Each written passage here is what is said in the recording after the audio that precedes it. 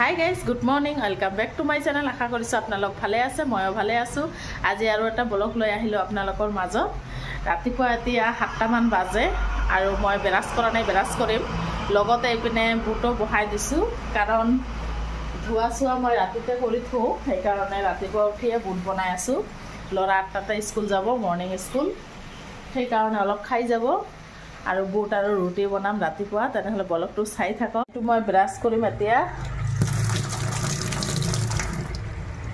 আৰু ইপিনে বুট বহাই দিছো।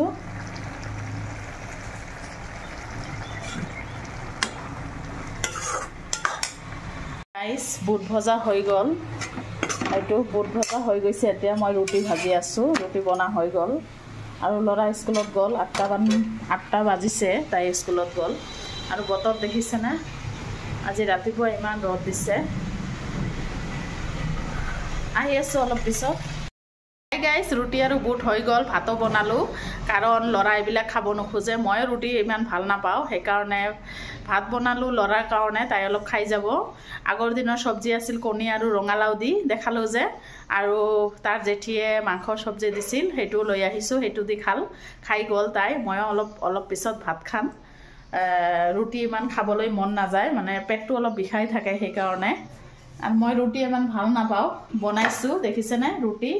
মই অলপ চাহ খাম, অকল খালি চাহে খাম। চাহ খাই একেবাৰে কাপোৰ আছে কেইটামান ধুম, কাপোৰ কানি ধুই গা পা ধুই আহি আছোঁ। আপোনালোকে কিন্তু ব্লগটো এৰি নিদিব, চাই থাকক। ব্লগটো যদি ভাল লাগে তেনেহ'লে লাইক শ্বেয়াৰ কমেণ্ট কৰিব আৰু ছাবস্ক্ৰাইব এটা মাৰি দিব যদি ভাল লাগে। তেনেহ'লে আহি আছোঁ। হাই গাইছ, চাহটো খোৱা হৈ গ'ল। ৰাতিপুৱা চাহ খাইয়ে কাপোৰ কানি ধুই দিলোঁ। ভাবিলোঁ আগতে ধুই দিওঁ কাৰণ ওপৰত লৈ শুকা দিব লাগে, বতাহতে শুকাই যাব। ৰ'দ ইমান নাই, তথাপি শুকাব ওপৰত, ইমান বতাহ নহয়। আৰু এতিয়া ভাত খাম অলপ, কাৰণ 11টামান বাজে। ভাবিলোঁ কেইটামান ভাত খাওঁ, ভাত আছে, আগৰ দিনৰ চব্জি আছে, ৰঙালাও দি কণী বনাইছোঁ সেইটোও আছে, আৰু মুৰ্গীৰ মাংসৰ চব্জি আছে কাৰণ শহুৰৰ ঘৰৰ পৰা লৈ আহিছোঁ, সেইটোও আছে। আহক দেখাই আছোঁ, আৰু কি বজাৰ আনিছে সেইটোও দেখাই আছোঁ। আপোনালোকে কিন্তু ব্লগটো শেষলৈকে চাব, লাইক শ্বেয়াৰ কৰিব। আৰু নতুন ব্লগ জনে চাই প্লিজ এটাকৈ ছাবস্ক্ৰাইব মাৰি দিব। তেনেহ'লে আহক দেখাই আছোঁ। বিছনাবিলাক ঝাৰি ল'লোঁ, ঘৰ দুৱাৰ একেবাৰে মুচি ল'লোঁ। লেতেৰা থাকিলে ভাল নালাগে, ঘৰ দুৱাৰ একেবাৰে মুচি থুচি ল'লোঁ, বিছনাবিলাক ঝাৰি ল'লোঁ, পাকঘৰটো মুচি লৈছোঁ। আৰু কাঁহী বাতি আছে ধুবলৈ, ধুম এতিয়া। ভাত বনাইছোঁ, ৰাতিপুৱা ভাতো বনাইছিলোঁ।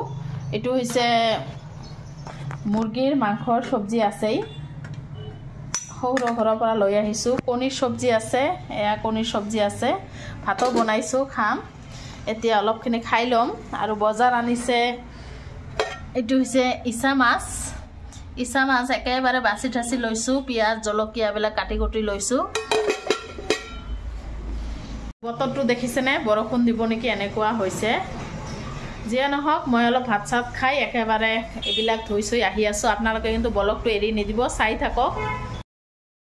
এয়া কাঁহী বাতি ধোৱা হৈ গ'ল। আজিকালিতো ঘৰতে সকলো বস্তু চিষ্টেম, ঘৰতে কাম কৰা, পাকঘৰতে। আৰু কাঁহী বাতি ধুই ল'লোঁ, মাছো ধুই ল'লোঁ, ইচা মাছ। তাৰপিছত এইটো ভল কাটি ল'লোঁ, পিঁয়াজ টিয়াজবিলাকতো কাটি লৈছোঁ। এতিয়া মই পাতাতে মছলা কৰি আছোঁ, কাৰণ গ্ৰিণ্ডাৰ লাগানীৰ ব্যৱস্থা হোৱা নাই, কাৰণ এতিয়াও এইবিলাক ফিটিং কৰি দিয়া নাই। আৰু উপায় নাই, কাম চাম নাই নহয়, সেইকাৰণে ভাবিলোঁ পাতাতে মছলাটো কৰি লওঁ। মছলা বাটা শেষ হৈ গ'ল আৰু এতিয়া ৰান্ধা বহাই দিছোঁ দুপৰীয়া। দেখিছেনে ইচা মাছ এটা সৰিয়হ দি বনাই আছোঁ, মানে বেহৰ দি বনাই আছোঁ। আৰু এটা হৈছে ভল দি বনাই আছোঁ, কাৰণ চব্জি দি এটা বনাই আছোঁ। চব্জি নহ'লে ভাল নালাগে, সেইকাৰণে এটা চব্জি দি বনাই আছোঁ। ৰান্ধা বাঢ়ি হৈ গ'ল প্ৰায়, একেবাৰে খোৱাৰ সময়ত আহি আছোঁ। আপোনালোকে কিন্তু ব্লগটো এৰি নিদিব, চাই থাকক। গাইজ এতিয়া 5টামান বাজে আৰু দুপৰীয়া ভাত মই এতিয়াহে খাম, কাৰণ 11টামানত কেইটামান ভাত খাইছিলোঁ, সেইকাৰণে আৰু খোৱা নাই।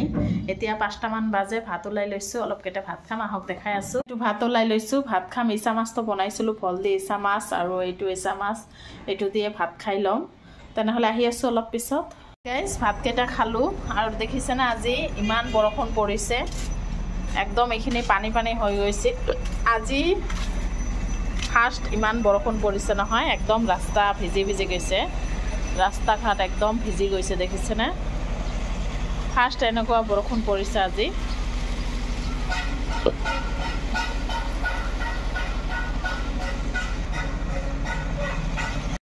বাহিৰত বৰষুণ দিছে গমে পোৱা নাই মানে গমে পোৱা নাযায় ইয়াত সোমাই থাকিলে চালেহে গম পাওঁ বৰষুণ দি আছে আৰু এতিয়া বনাম চাহ কাৰণ ল'ৰা পঢ়িব দেখিছেনে সন্ধিয়া হৈ আছে সন্ধিয়া হৈছে চাহ বনাই দিম নখোৱা পৰ্যন্ত এনেই ৰৈ থাকিব চাহ খাইয়ে পঢ়িব বাহানাটো জানেই চাহ বনাই দিওঁ আৰু আপোনালোকক আজি কেইটামান কথা ক'ম মোৰ ঘৰ ক'ত আপোনালোকে সুধি আছে বহুতে নাজানে সুধি আছে কমেণ্ট আহি আছে ঘৰ ক'ত সেইটো ক'ম আৰু মই শহুৰৰ ঘৰত কিয় নাথাকোঁ সেই কাৰণবিলাক আজি খুলি ক'ম আপোনালোকে কিন্তু ব্লগটো এৰি নিদিব চাই থাকক আহি আছোঁ অলপ পিছত গাইজ চাহ খালোঁ চাহ খাই আহিলোঁ আপোনালোকৰ মাজত কেইটামান কথা শ্বেয়াৰ কৰিম কাৰণ কমেণ্ট কৰিছিল এজন নহয় 2-3জন কমেণ্ট কৰিছে মই কিয় শহুৰৰ ঘৰত নাথাকোঁ ভাড়া ঘৰত কিয় আহিছোঁ সেইটো এটা মোৰ ঘৰ ক'ত সকলোবোৰ আপোনালোকৰ মাজত শ্বেয়াৰ কৰিম কাৰণ হৈছে মোৰ 15 বছৰমান হৈছে বিয়া হোৱা মই মাত্ৰ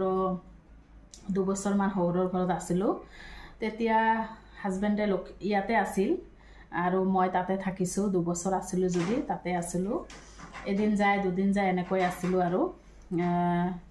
আৰু মোৰ খুবেই বেমাৰ হৈছিল তেতিয়া মানে জ্বৰ থৰ হৈয়ে থাকিছে সেইকাৰণে আগতো ইমান ফেচিলিটি নাছিল আজিকালি ইমান ফেচিলিটি ন আগত ইমান মানে ফেচিলিটি নাছিল তাৰপিছত তাতে 2 বছৰ আছিলোঁ আৰু বেমাৰ হোৱাৰ কাৰণে মাজে মাজে বেমাৰ হৈছে এইটো হৈছে গা বেয়া হৈছে মানে খুবেই বেমাৰ হৈ থাকিছে সেইকাৰণে মই ইয়াত আহিছোঁ ইয়াত আহি মোৰ পেহীৰ ঘৰত আছিলোঁ বহুদিন এবছৰমান আছিলোঁ এবছৰ 6 মাহ মতন আছিলোঁ তাৰপিছত এয়া যাৰ ঘৰত 12 বছৰ আছিলোঁ কাকা তাৰ কাকা মানে হাজবেণ্ডৰ কাকা হয় এনে নিজৰ নহয় হয় আৰু হয় নহয় কেনেকুৱাবান কাকা হয় নাজানো তাৰ ঘৰত যে 12 বছৰ থাকিলোঁ মোৰ পেহীৰ ঘৰত থকা সময়ত সিহঁতে কল ঘৰ এটা বনা হৈছে পৰি আছে তাতে গৈ থাকা সেইকাৰণে তাতে গৈ 12 বছৰ থাকিলোঁ নিজৰ মতন সেইকাৰণে বেয়া লাগিছে আহতে আৰু শহুৰৰ ঘৰৰ পৰা এনেকৈ আহা হৈ গৈছে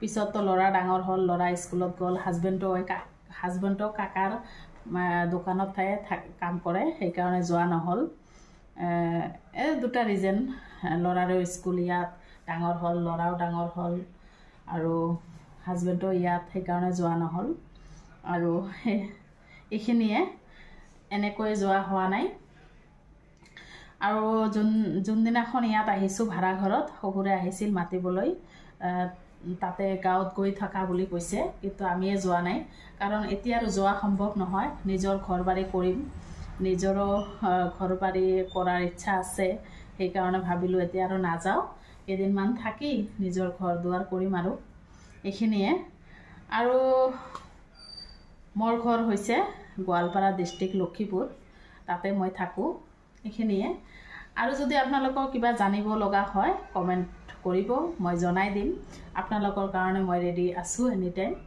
যিয়ে নহওক ৰাতি এতিয়া ভাত বনাম দিনৰে চব্জি আছে আৰু ব্লগটো আৰু বেছি ডাঙৰ নকৰোঁ ইয়াতে শেষ কৰিলোঁ আকৌ নেক্সট ব্লগত আহি আছোঁ আপোনালোকে দোৱা কৰিব যেন মই আগবাঢ়িব পাৰোঁ আশীৰ্বাদ কৰিব দোৱা কৰিব এইখিনিয়ে বেছি নহয় আৰু